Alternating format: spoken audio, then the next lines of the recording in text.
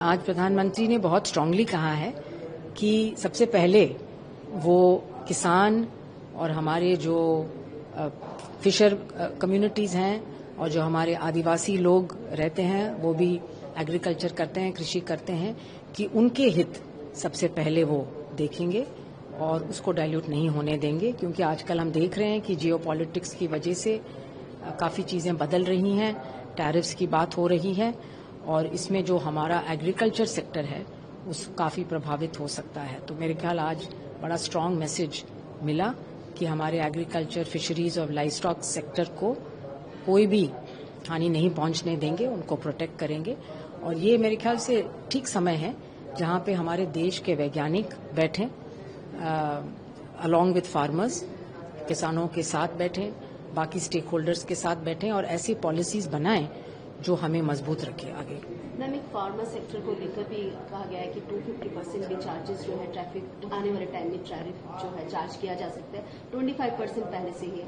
इस तरह में जो सिचुएशन है, how do you see this for farmer sector? तो इस पे कमेंट करना बड़ा मुश्किल है क्योंकि दिन पर दिन ये बदलता रहता है, तो इसमें कोई अभी पूरी तरह से मेरे ख्याल से क्लैरिटी नहीं है।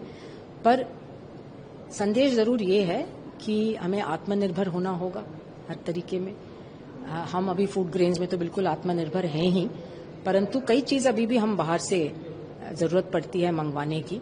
तो अब जो आगे जाके वैज्ञानिक जिस क्वेश्चंस पे काम करेंगे और किस तरह के वो चैलेंजेस उनको, ये अब बहुत क्लियर हो गया है कि हमें हर चीज़ में सेल्फ सफिशिएंसी लानी पड़ेगी। और अगर agriculture, horticulture, fisheries, live stock sector में कोई कमियां हमें अगर अभी दिख रही हैं तो ये ठीक टाइम है उसके ऊपर जोर देने की। जो हमारे आदरणीय प्रधानमंत्री जी ने जो मैसेज दिया है वो मैसेज को हम वेलकम करते हैं और हम पूरी तरीके से तैयार, हम कहते हैं एज साइंटिस्ट कि हमारे यहाँ सब इंडिजिनस नॉलेज और हमारा जो टैलेंट है भारतवर्ष में वो पूरा दुनिया में मशहूर है। तो हमें अपने हिसाब से अपनी जो जरूरतों को पूरा करने के लिए, अपने किसानों के लिए जो भी हमें करना है, जो नई किस्में बनानी है, जो उनको फार्मर्स के लिए टेक्नोलॉजी देनी है, वो हम सक्षम हैं अपने भारतवर्ष की इस धरती पर सब कुछ करने के लिए। और मुझे लगता है कि उन्होंने जो मैसेज दिया है वो बहुत स्ट्रांग मैसेज, सिर्फ एक जनरल मैसेज नहीं मैं कहूंगा, ये हम सब साइंटिस्ट लोगों के लिए भी एक बहुत बड़ा मैसेज है।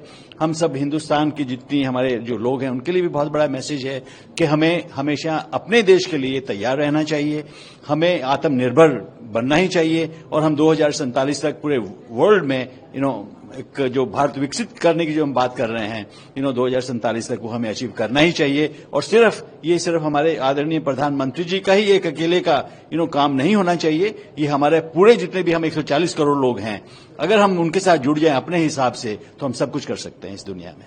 मेरा कहना यह है कि चूंकि हम जानते हैं कि जो इंडिया है, भारत है, ये कृषि प्रधान देश है और यहाँ पर जब हम बात करते हैं तो एग्रीकल्चर हमारे लिए सिर्फ बिजनेस नहीं है, यहाँ पर ये फार्मर्स के लिए लाइवलीहुड है।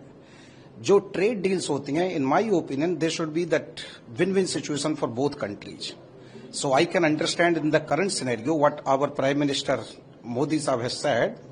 आई think this is in the interest of the farmers, because if we will go to this large percentage of tariff, that will be really very difficult situation, क्योंकि इससे हमारे यहाँ की जो कृषि है, कृषि पर बहुत प्रभाव पड़ेगा। और हमारे जो स्पेशली जब भारत में स्मॉल होल्डर फार्मर्स एग्रीकल्चर करते हैं, unlike in western world where we are having the agriculture is dominated by that big industry और सो। तो उस संदर्भ में मैं ये कहूंगा कि प्रधानमंत्री जी का जो स्टेटमेंट था बहुत ही स्वागत है, सराहनीय है और इसके लिए in my opinion, India will come out from this situation. I'm very hopeful that now this next date, they are saying that 21 days हैं negotiate करने के लिए. I'm very hopeful that in next 21 days, India and the United States will come out with some win-win situation, जिससे कि long term में India के लिए, हमारे small holder farmers के लिए, उनके लिए win-win situation रहा, ये मेरा कहना है. So that's what I would like to say.